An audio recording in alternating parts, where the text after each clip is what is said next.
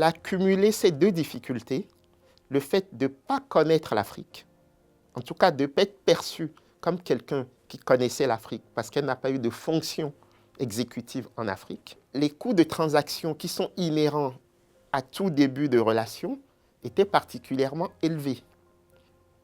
Le fait d'être une femme, le pouvoir en Afrique est un pouvoir qui est quand même très misogyne.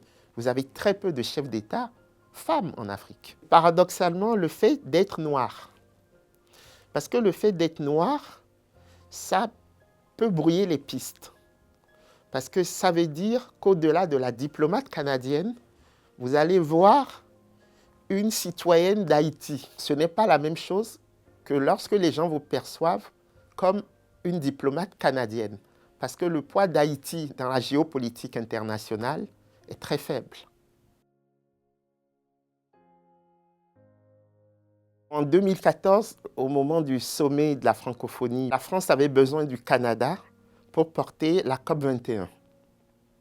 Et le Canada aurait mis dans la balance le choix ou la sélection de sa candidate en contrepartie de l'appui au processus de la COP 21 que la France se préparait à organiser. La relation bilatérale France-Rwanda joue autant dans la sélection de Mme Mushikiwabo que la seule lecture de ce que pourrait être la francophonie demain. Parce qu'on parle beaucoup de la capacité pour la France de reprendre pied dans la région des Grands Lacs via le Rwanda.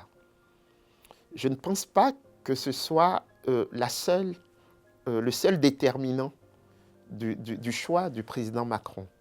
Je crois que la question France-Rwanda est une question complexe et le président Macron, certainement, en envoyant ce signal au Rwanda, veut accélérer le processus de réconciliation. Après, pourquoi Louise Mushikiwabo? Je crois qu'il fallait, me semble-t-il, une femme pour remplacer une autre femme, une africaine parce que la démographie de la francophonie est africaine, et une africaine de l'Afrique centrale au sens large, parce que cette région n'a jamais eu de secrétaire général de la francophonie. Si la francophonie ne s'oblige pas à devenir simplement un laboratoire du multilatéralisme, elle se tire une balle dans le pied. Elle ne peut pas être un substitut imparfait de l'Organisation des Nations Unies, du Fonds monétaire international, de la Banque mondiale, de la Banque africaine de développement, ou même de l'Agence française de développement. Elle ne peut pas. Si on ne procède pas aux réformes, la francophonie va être de plus en plus perçue comme le bras armé de la France, un outil du soft power français. Il faut absolument clarifier la relation qu'il y a entre les services de renseignement français et la francophonie. Ça, c'est un vrai risque qu'on court et qui peut se traduire après par une désaffection d'un certain nombre de pays. Nous proposons par exemple un conseil de 5 Sherpas autour du secrétaire général, un Sherpa par région, puisqu'il y a 5 continents et que la francophonie est présente sur ces 5 continents.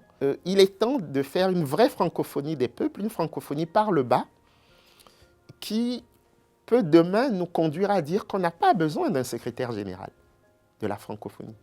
Est-ce qu'on en a vraiment besoin dans l'absolu?